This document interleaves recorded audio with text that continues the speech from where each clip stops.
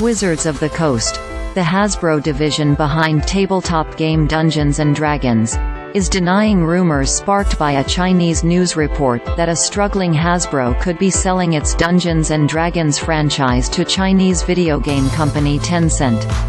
The rumor prompted responses of surprise and concern from fans Wednesday, especially given Dungeons & Dragons' strong performance within Hasbro's portfolio. "This is madness to me," Zoe Scammon, founder of brand strategy studio Bodacious, wrote on X in response to the rumor. "Dungeons & Dragons is one of the most fascinating, deep and powerful IPs out there. It's just been dreadfully explored, with so much potential remaining within it." On the D&D subreddit, many fans reacted with alarm over the idea of a massive conglomerate like Tencent taking over.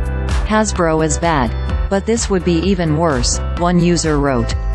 Hasbro has been in a precarious financial position for at least the past year, with its stock tumbling more than 17% in 2023 amid poor sales and a disappointing holiday season. Those challenges ultimately led to more than 1,000 layoffs in December. However, Hasbro says gaming products, particularly the products produced by Wizards of the Coast, remain a bright spot, delivering a standout performance in the third quarter of last year following the release of the wildly popular Dungeons & Dragons licensed video game, Baldur's Gate 3. Dungeons & Dragons and other tabletop games have seen boosts in popularity over the past several years, attributed to a wide variety of influences, including its portrayal in hit Netflix show, Stranger Things, a spike in interest in tabletop gaming during the pandemic, and streamers and podcasters who broadcast their own Dungeons & Dragons games to thousands of fans.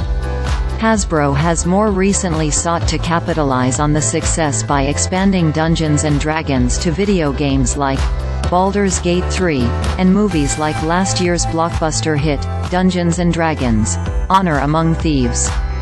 Hasbro acquired Wizards of the Coast in 1999 but in 2021 expanded it into its own division at the company. The Speed Daily report also claimed Larian Studios, the Belgian video game company behind the popular Dungeons & Dragons-based Baldur's Gate games, was originally a possible purchaser of the IP but lacked the funding, and has since served as an intermediary between Hasbro and Tencent, which invests in Larian.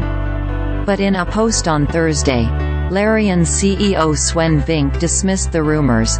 "It's silly that I should do a tweet about not buying something that is not for sale, so I won't. But in case you're wondering, we're not.